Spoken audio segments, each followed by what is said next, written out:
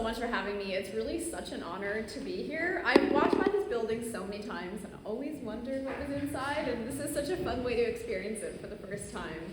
I am a moral philosopher, so I kind of, my life's work is sort of thinking about ethics, and so it's really wonderful to have an audience of people who think very seriously about ethics in their everyday lives.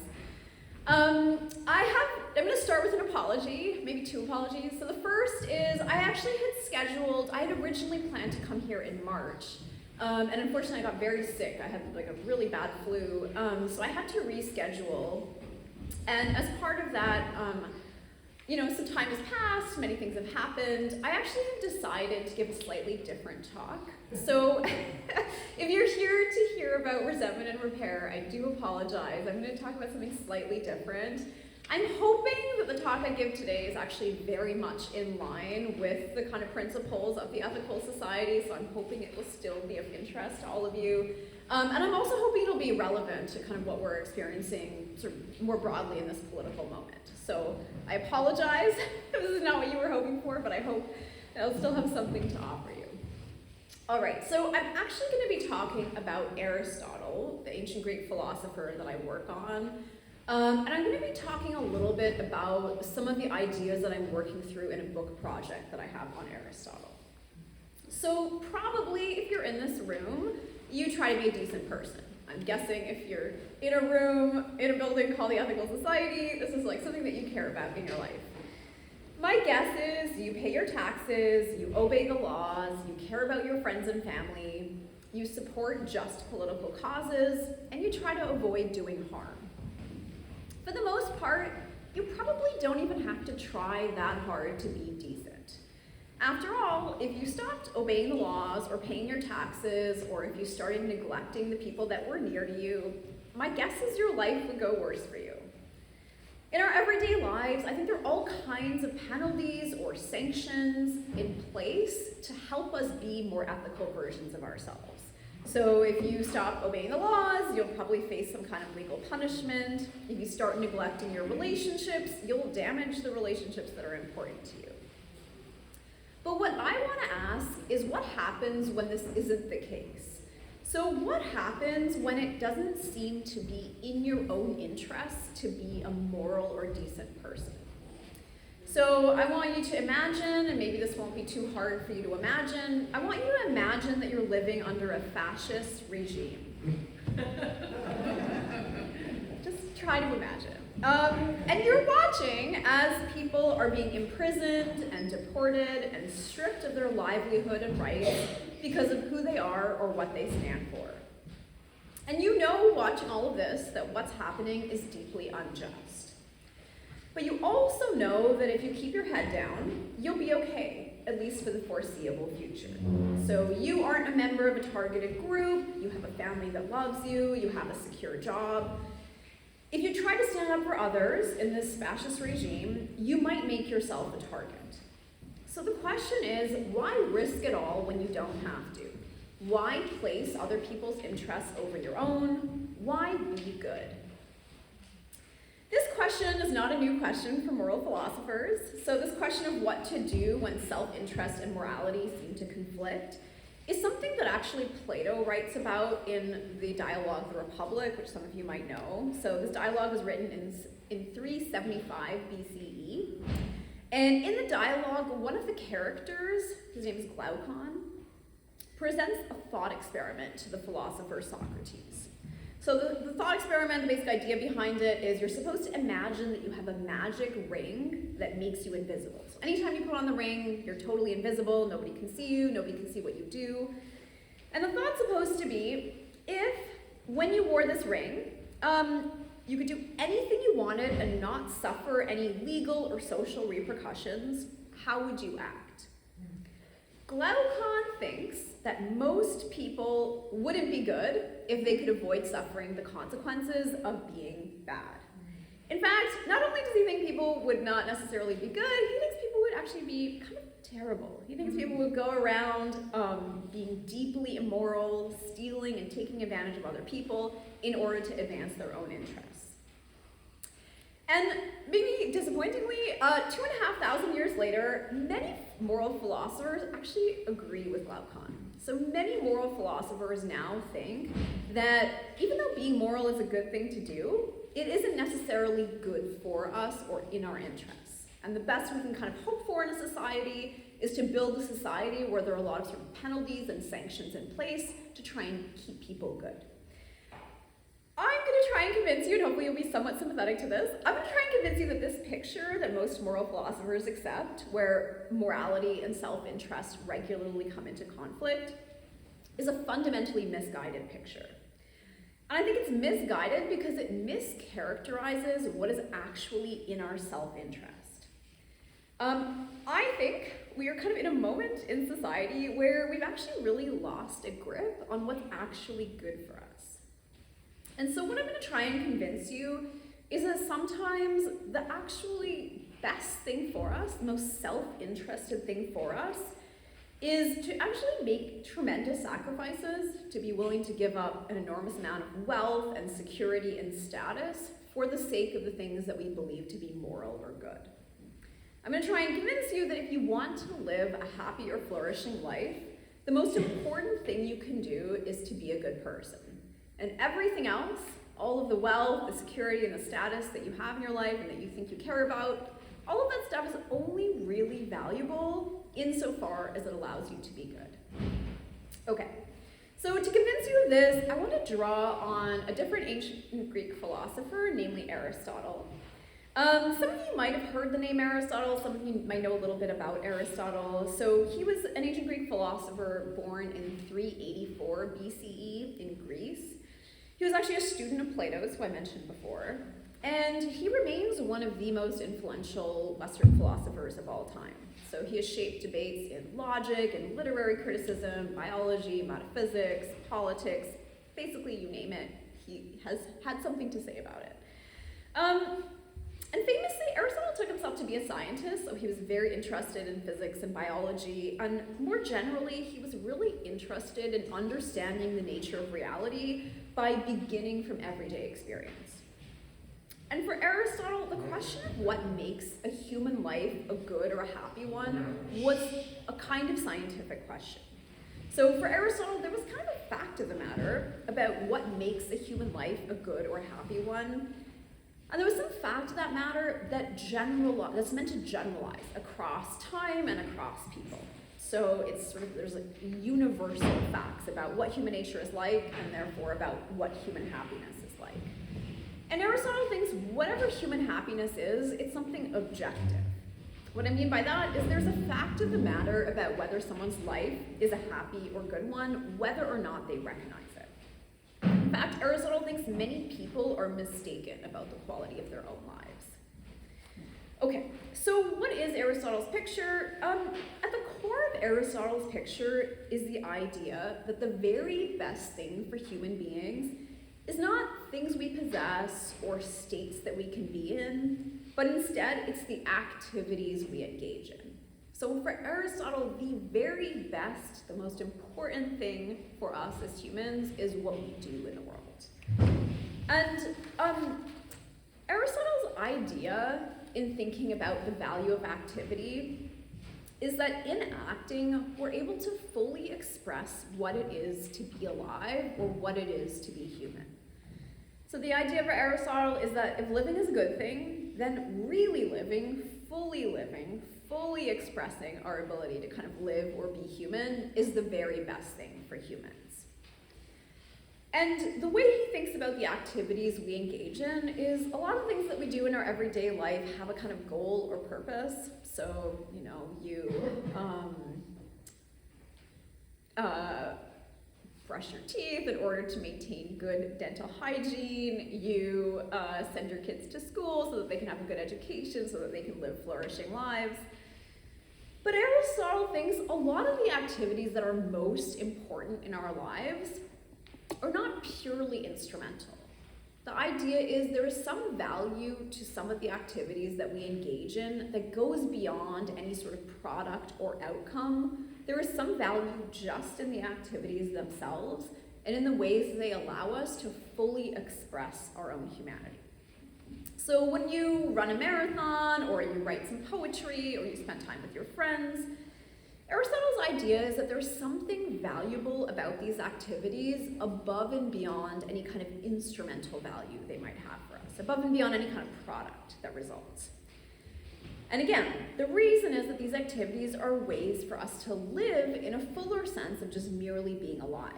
They're ways to express the abilities or capacities that make us distinctively human. And for Aristotle, there's all kinds of capacities that are kind of part of living a human life. But for him, the most important capacity is the capacity for reason. And Aristotle thinks we have different rational capacities, but the one that Aristotle is interested in for a lot of his ethical work, and the one that I'm going to be focusing on in this talk, is our capacity for what he calls practical reason. And basically what practical reason is our ability to recognize and respond to valuable things in the world. So it's our ability to think and feel and act in response to the things that matter. We can think of this capacity for practical reason as something like a capacity for agency. So our capacity to kind of be an agent in the world, to recognize what things matter, and to act in order to promote those things. So what does it mean for Aristotle to fully express our capacity for practical reason, or our capacity for agency? Again, I said it means roughly kind of properly responding to the world around us in our thoughts, feelings, and actions. So to make this concrete, again, think about the situation I described earlier where you're faced with something happening that is deeply unjust. And you have a choice about whether to be brave, so whether to oppose the injustice, even if it means risking your job or your ability to stay in the country or the fancy promotion that you've spent years angling for, or whether instead to stay silent, to keep your head down and to rationalize your own inaction. I think Aristotle thinks that if you're a coward, so if you trade your own safety or self-interest against the safety of people more vulnerable than you, you're doing the wrong thing. But what I really want to emphasize is that for Aristotle, you're also failing to do the best thing for yourself by being a coward. You're making a miscalculation about what actually matters, because you're thinking that your own safety or self-interest could outweigh the goodness for you of being a successful agent in the world. So being somebody who can recognize and respond to what's actually valuable in the world. And for Aristotle, if you're doing that, you've lost a grip on what actually makes you human, and what your material possessions or social status or security are actually in the service of. Okay, so maybe you're kind of moved by this picture and you're wondering, how do I become a well-functioning, successful agent in the world? For Aristotle, the key is to become virtuous, which is to say you need to develop your capacity to recognize what is valuable and be motivated to bring about valuable things in the world. And for Aristotle, virtue has two parts, and they kind of work together. So on the one hand, in order to be a kind of good, practically rational agent, you need to sort of be well-functioning at the level of your kind of practical reason. So you need to have accurate judgments about what's valuable, and you need to have a sort of ability to deliberate about how to promote good things in the world. But Aristotle thinks crucially, in order to be good or virtuous, there's also a kind of non-rational emotional component. Basically, you need your desires and things that you take pleasure in to align with the judgments of your reason. The idea is you need to care about and actually be moved by what is actually good, and you need to take pleasure in doing the right thing. And you similarly need to feel pained at doing what's wrong or what's not valuable. So to make this all concrete, think about the example of courage again. So I know this is being recorded, so I'm going to be careful what I say here. But I've heard a lot of conversations amongst university administrators over the last few months, and sometimes the sentiment that you hear expressed by college administrators right now is that universities should lay low in the hopes that other universities are targeted first and hardest in Trump's assault on higher education. And there's a way in which when you hear this kind of reasoning from wealthy, very powerful institutions, It's hard not to hear the logic as being that the best path to safety is to try and make sure that other institutions or people are less safe. And, you know, in a way you might think that's a good strategy of what you're trying to do is kind of like protect the institution or the endowment. I think it is the strategy a lot of universities are taking right now. How can Aristotle help us think about what we should do in this moment? I think for Aristotle, again, if the logic you're operating with right now is that you can trade your safety against the safety of other people, you're making a kind of rational mistake. Even just on kind of pragmatic grounds, I think probably this is unlikely to pay off in the long run. So I think it's just generally a mistake to try and assess risk to yourself independently of risk to anyone else. But again, what I want to emphasize is that for Aristotle, there's a kind of deeper rational mistake you're making. Because again, if what makes your life worth living, if the centrally valuable thing in your life is to recognize and respond to value in the world, and if you really think that your safety and security is more valuable than the urgent moral and political demands on you, then you're failing to be a successful agent. You're failing to do the activity that makes you most human. You're failing, for Aristotle, to live a life that's really worthwhile. And again, there's also a non-rational component to courage. So it isn't just that you're making a mistake at the level of your beliefs when you trade the safety of other people against your own safety. You're also in a situation where your kind of emotional or affective or pleasure states are not properly attuned to value. So Aristotle thinks when you act bravely, it's appropriate to feel some pain because, of course, you're risking things that are important to you. But he also thinks you should take pleasure in the value of what you're doing. You should take pleasure in the idea that you're standing next to other people who are also risking things that are important to them for the sake of something that's really valuable.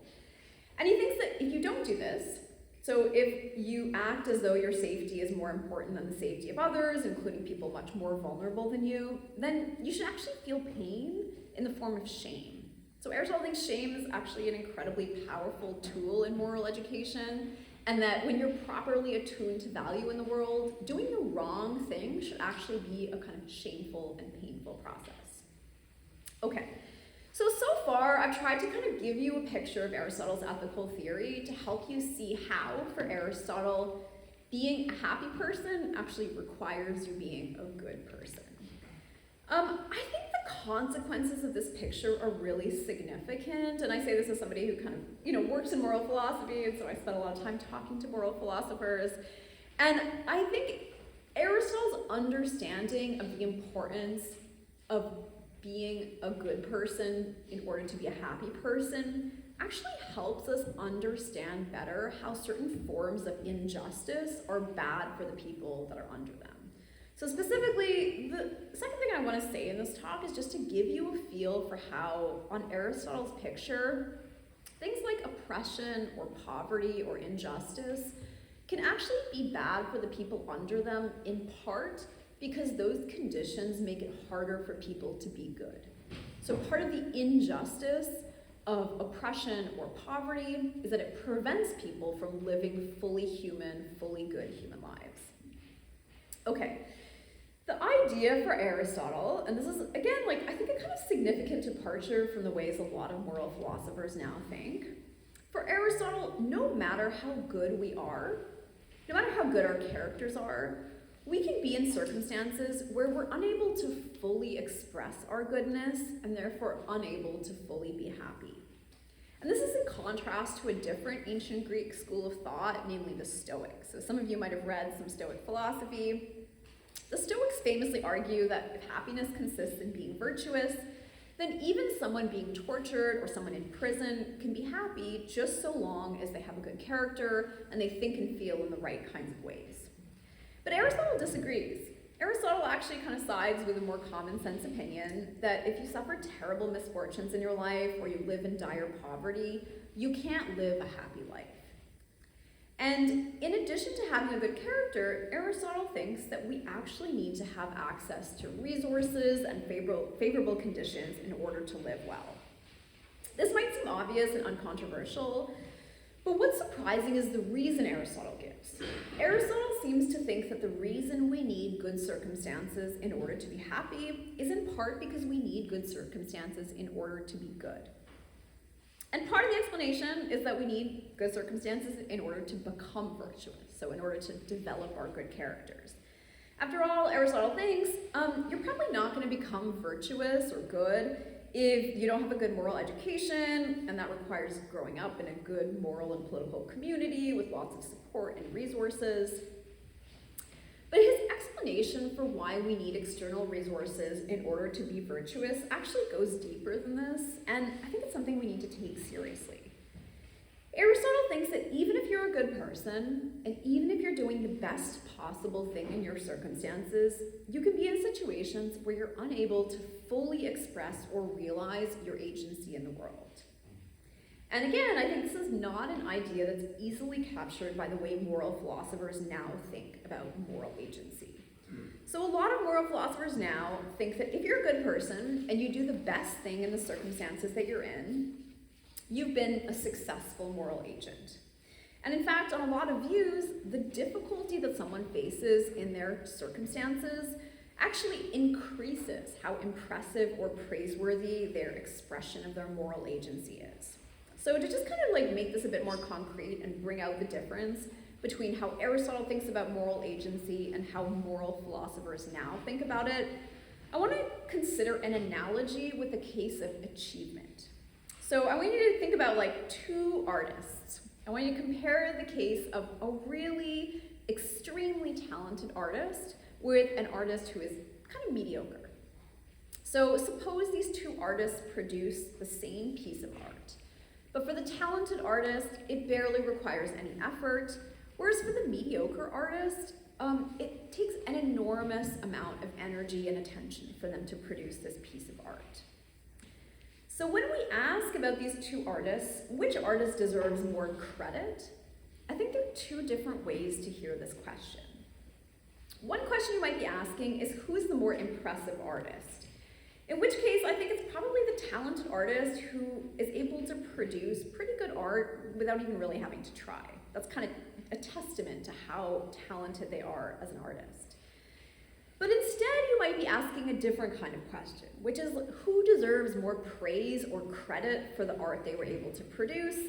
And in that case, you might actually mean the more mediocre artist who had to try really, really hard, even just to produce something decent. What I want to emphasize is that the fact that the mediocre artist has to try really hard doesn't make him better or more praiseworthy as an artist. It makes him better or more praiseworthy in something like, in terms of his sort of effort or the exercise of his willpower, how much effort he put in. But when we're thinking who is just the better artist, the more talented artist, it's the person who's able to produce something pretty good without even really having to try. So this tension between these two ways of thinking about who deserves praise or credit is, I think, what's going on in the disagreement between Aristotle and more contemporary moral philosophers in thinking about who is the better moral agent. And where this tension, I think, becomes really important is in thinking about cases of injustice or oppression. So when Aristotle is thinking about moral agency, I think he's thinking about who the most successful or impressive moral agent is in a way that's kind of analogous to the question of who the more impressive artist is. By contrast, I think when moral philosophers now think about moral agency, they're typically interested in the question of who deserves more praise or credit, which is kind of analogous to the mediocre artist who has to try really hard to produce a less good result. Okay, so now think about this in a moral case just to make things a little bit clearer. I want you to imagine a single black mother in North Philadelphia who has to devote an enormous amount of energy and resources to just feeding and caring for her children. And compare that with a wealthy woman in the suburbs who doesn't really have to devote as much of her energy and resources to providing her children with a caring and loving and supportive home. I think if we're asking who has to try harder in this situation and who deserves more praise or credit for their efforts, we would think it's the single mother in North Philly. But if we're asking who's able able to be a more present, caring, and attentive mother, it may well be the wealthy woman in suburbs, and I think that's the insight that Aristotle is after. For Aristotle, circumstances like poverty and oppression make it harder to be good. This is part of why oppression and poverty are bad. What Aristotle takes seriously is that moral agency is ultimately about acting, and not just about wanting or caring or intending in the right kinds of ways. And in acting, we perform discrete actions with distinct ends, and the value of our acting depends on the quality of the things we're able to do in the world. And what this means is that someone can fall short of being a fully morally good agent in their actions, even if they're good people and they're doing the absolute best thing they can do under the circumstances. So a mother in really difficult conditions, through no fault of her own, may well have a much harder time and may well be less likely to succeed at giving her children a loving and stable and supportive home. She might be less able to fully express her good qualities in her actions and therefore less likely to live the most flourishing human life. And I think this is kind of a tough pill for a lot of people to swallow because it can sound like Aristotle is saying that the poor mother is a less good person or that her life somehow matters less. But I think instead the idea is that one of the ways in which poverty is bad for people, one of the ways in which it diminishes and constrains their ability to live good lives, is that it makes it much harder for people under poverty to actually be good and to promote and protect the things that they think are valuable in the world. Okay. I want to close with one final insight from Aristotle that is going to speak kind of more directly to the context of higher education because, of course, as a professor, this is very much on my mind. The third sort of insight I want to draw from Aristotle is the idea that there is a value to learning and thinking critically, to the kinds of intellectual activities that higher education supports, that's independent of any practical or instrumental value, and that once we recognize this, I actually think we have a kind of moral obligation to make those intellectual activities available to people who don't otherwise have access to them. So again, I've said that the central insight of Aristotle's ethical theory is that the most valuable thing for us is not things that we possess or states that we can be in, but the activities that we engage in, and primarily the rational activities that we engage in. And for most of this talk, I've been talking about practically rational activities, so when we recognize valuable things that matter to us and we try to bring those things about in our actions. But for Aristotle, there is another kind of activity that is really valuable that he calls contemplation, and that we might now think of as philosophy. And by philosophy, he actually means something pretty narrow, so he has in mind very abstract theoretical thinking. And unsurprisingly, a lot of people have found it kind of elitist and self-serving that Aristotle thinks one of the most valuable activities people can engage in is philosophy. This is kind of abstract theoretical thinking. It's very self-serving for me to stand up here and tell you how valuable it is. Aristotle seems to be telling us that the very best life is the life he is living, and that the rest of the political community exists to support that life. It's not a great lesson if that's true. There's a lot to say about this, and I'm not going to try and give a kind of wholesale defense of Aristotle here. But I actually want to point out a few things about Aristotle's view that I actually think are really helpful for thinking about our current moment. And the first is, I think it's important in this moment wherein higher education is facing a kind of existential crisis to reflect on the value of what people do in institutions of higher education. So specifically, for somebody like me who's in the humanities, I think if we want to save the humanities, we have to actually make a strong case for it. And one way to do that is to really embrace the idea that being able to think and read and write critically is a centrally valuable human activity, and it's part of what makes a life worth living. And that's true completely independently of any instrumental benefits that might come from our research and our teaching. Again, the key insight for Aristotle is that there are certain activities that are valuable insofar as they are the fullest expression of certain human capacities. And our ability to engage in these activities might depend on issuing in a certain kind of product. So you can't run a marathon or write poetry unless you actually finish the marathon or actually write the poem. But the value of those activities is not reducible to the value of those products. In the same way, I think there's something irreplaceable about us being the ones doing the thinking and the writing. And this is worth emphasizing in the age of ChatGPT. So ChatGPT can make art and write essays, and even if they're not great right now, they'll probably get better and more sophisticated over time. But what ChatGPT can't do is make us human. It cannot give us the ability to fully express the most central parts of ourselves in our activities. And in fact, I think a lot of the outsourcing to ChatGPT is taking away from our ability to be human. It's alienating us from the activities that make us human. And of course, I'm not here saying we shouldn't use ChatGPT for anything. I'm sure many of us in this room have used it for various things.